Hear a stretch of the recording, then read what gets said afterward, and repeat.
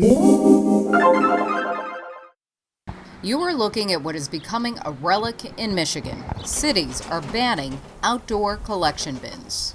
These boxes have been around forever. What's the problem with them now? Well, the boxes really started to emerge about 18 months ago. It started off with one or two, and then all of a sudden it seemed like an explosion. Grand Rapids is one of the most recent cities to ban the bins. City planners say the boxes are a nuisance. People are not only just putting things in the box, but around the box.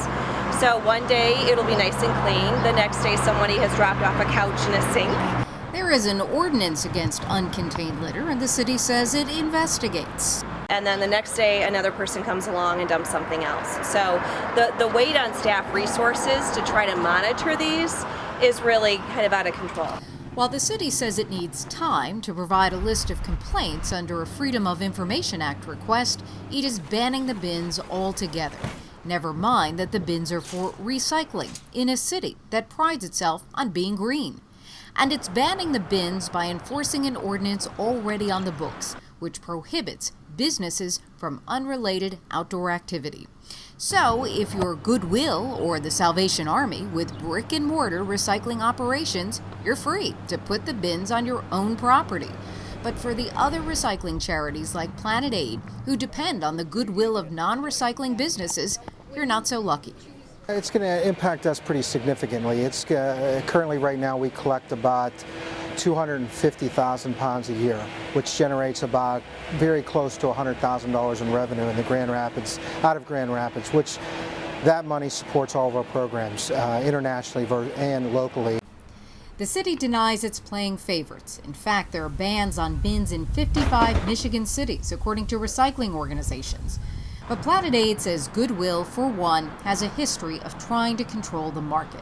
Last year, the organization sent Goodwill in Kalamazoo this cease and desist letter when Goodwill maligned Planet Aid in a letter to a property owner hosting a Planet Aid bin. I want to give you full opportunity to respond.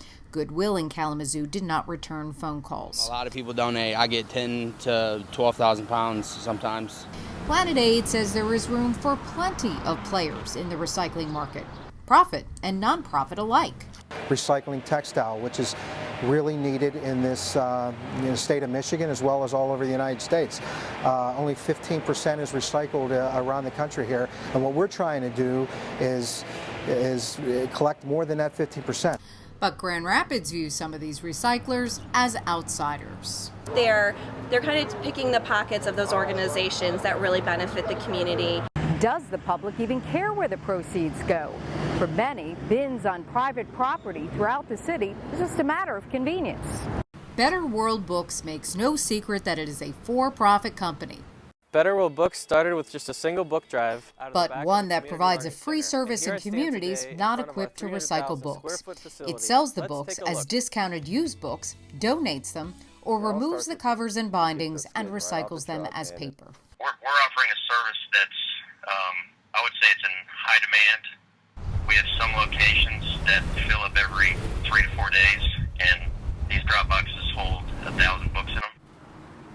Which is not a bad alternative for residents who live in Grand Rapids who generally pay by the pound for garbage collection service.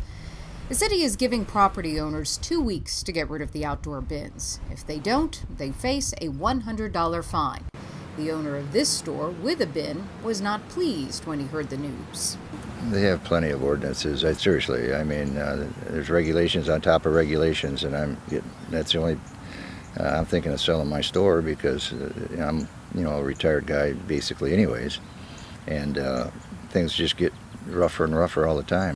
And no easy path for consumers who have fewer choices on where to donate and recycle their used goods.